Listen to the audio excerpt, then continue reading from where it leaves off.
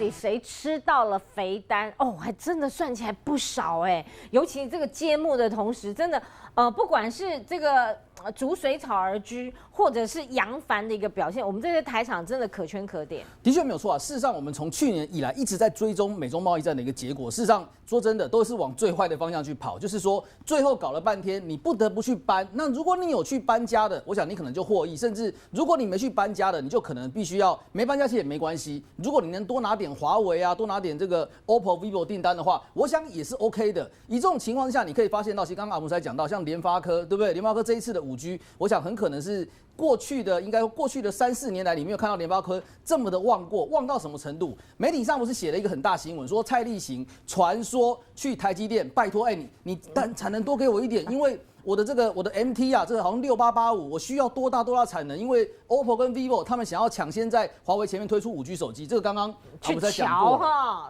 你很少看到这种新闻，而且我还可以从不正式的管道里面确认到好像是真的哦。我先跟大家讲，这是不正式的一个管道哦，所以你可以看到，其实好像状况不会像我们当初想的一样，哇，美中贸易战打下去，全世界经济整个崩塌了，台湾也跟着整个沉到水里面，甚至呢变成潜水艇，好像不是这么一回事。不过我们今天要从这个另外一个角度，就从我这一篇文章的一个最后一段，我们谈到去美化里面，我们今天比较留意到的是 IC 设计方面，因为这应该说在入场里面啊，过去在智慧机供应链里面最缺的东西，我们其实一直讲过射频元件嘛，对不对？最缺的是射频元件，还有缺什么？缺感测器。我们先从上半段来跟大家谈，过去的射频元件跟感测器到底都是谁在供应的？那首先一开始揭幕就是，这是4月11日，应该已经4、5个月之前，我不知道大家记不记得，华为那一天，哇，P30啊，P30 Pro， 他找了一堆人来站台。联咏、易华电，对不对？易华电黄家仁老板，这个是台湾股神级的哦。这个他在当哪一家公司的董事长，哪一家公司会大涨特涨，对不对？包括稳懋、财董现在有这个稳懋之外，还有联茂啊，对不对？华通的执行长，还有包括什么金源店、细品、大立光、易光、新兴、大益、华新科、经济。你看了这些东西之后，你会发现到好像都中下游，是不是？除了联咏、除了稳懋之外。好像都中下游，好像所以这个发表会有这些板身哦，对，这就没杠啊，没有错，但是都是中下游，怎么没有什么上游的产业？只有我们看到嘛，上游只有联咏跟稳懋，其他中下游，对不对？比如说像帮晶片封测的，对不对？封装测试的 PCB 镜头被动元件都不是上游，所以你从这边可以看到，其实联发科应该说，其实华为的上游跟谁买？因为这些上游过去啊，它的一个技术几乎都是欧美大厂所把持，尤其有2种东西，一种就是射频元件嘛。我大概在这个节目里面看过 N 次这个阿文在讲利基了，对，为什么利基可以从40-50块钱涨到140-150块，甚至现在法人的报告写得很夸张，阿文应该知道，那我们今天不好意思讲目标价多少，但是很可能还会再涨，这个留下等一下我们再跟大家分析利基。射频元件，你知道95%欧美把持啊，这是2017年资料，2018年的我目前还没有找到。另外，感测器，那中国大陆叫做传感器，这英文叫做 sensor 的领导厂商是什么？美国、日本、德国。对不起，你没有看到中国大陆，你也没有看到台湾，所以你看到是不是这一些最夸张的关键的上游？不好意思，都是我们如果说两岸一家亲的话，都是外国人嘛，对不对？都是这个眼睛颜色不太一样的这些人把持住了。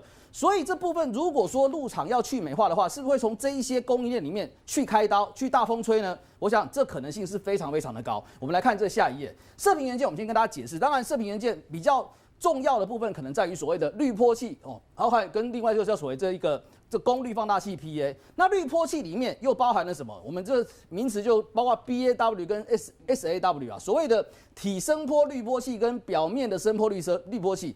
那滤波器是用来干什么的？其实呢，我们看到手机看起来小小一颗没有错，对不对？其实你要接个电话，杂讯是很多的啊。那包括你看到杂讯的过滤。抑制讯号干扰，突破吸收频率的选择，保障讯号在不同的频率之下互不干扰的传输等等功能。你看到小小的一个东西，其实它能做到这么多的东西，所以过去这些东西谁在做？都是美国人，都是欧洲人在做的嘛，这个不容易做。另外看到这个所谓的功率放大器，大家就比较知道，因为台湾有什么宏捷科啦、稳懋，可是你说真的，这些在做什么？他还帮人家代工，也不是他们在设计的。对不对？他们不是在做这部分的 IC， 那他负责把怎么样收到的讯号、发送的讯号把它放大，对不对？这是最耗电的元件，这不是每个人都有办法做的。所以过去我们有一张图给大家看，其实这些所谓的一个前端的这射频元件里面，你看到 PA 的市占第一名叫什么 ？Skyworks， 大家大概耳熟能详，它占了43%。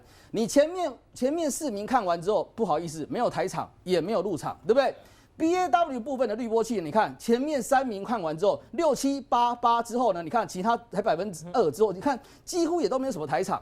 全球的 SAW 的一个滤波制占，你看到这个 Murata、TDK、太阳诱电、Skyworks、Qorvo 之后，你看到也没有看到台厂，也没有看到入场，哇，这也难怪嘛。如果说你今天他们真的要开始所谓的一个去美化，或者是去欧化或去日化的话，这些东西未来都必须要被取代。所以你可以知道，华为其实他花了很多钱，他去扶植什么？他自己的上游厂叫海思，对不对？甚至中国大陆的国家队在扶植什么？紫光什么要什么？他的旗下那些一大堆的一个 IC 设计厂。当然，目前为止，我们台厂厉害在于说，因为我们比他们厉害，所以呢，我们有办法能够扶助他们成长。那当然，如果5年后我就不知道了哦。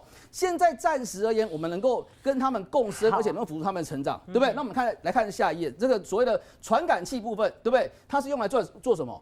专门感应事物的变化，转换成为一个数值的接收器，如同电子产品里面的什么眼睛啊、鼻子啊、皮肤，那你可以感应到什么光线、动作、温度、距离等等，这就是所谓的一个 sensor 部分。那传感器都可以谁在做？我们看一下这些，其实你光看就知道，都是你看博士是什么厂？博士是德国的公司，对不对？意法，我告诉你，意法其实就是意大利跟法国人合作的公司，叫意法半导体 ST 啊。另外，德仪这是美国人的公司，罗姆跟欧姆龙。大家多半其实我欧姆龙看到血压计嘛，对不对？对，这些是什么？罗姆跟这个欧姆龙，它就是日本的公司，所以你看到都跟台湾、都跟这个中国大陆好像关系都很小。那当然我们解释一下哦，这个博士做什么？包括什么压力啊、加速度啊、气体的传感器，甚至包括陀螺仪。其实陀螺仪还真的蛮难做，所以这个东西都他在做的，对不对？主要就应用在什么车电跟消费电子，所以它几乎是全世界最大的感测器厂商。除了这种所谓的，应该说所谓的个 CMOS， 他们没有在做之外，另外像意法半导体部分，你看到压力、加速度、MEMS 的射频元件、陀螺仪，它应用在车电、消费电子、工业控制、医疗跟通讯。其实你可以发现到这些东西，事实上目前为止都是掌握在美国啊、日本、德国的手中。那台厂如何沾光呢？下一个阶段我们会跟大家讲，我们台厂有部分的一些台厂，它已经在切入这些东西，甚至华为已经开始在怎么样陆续的下单这些台厂。我想这都是接下来我们去注意的重点。谁接肥单？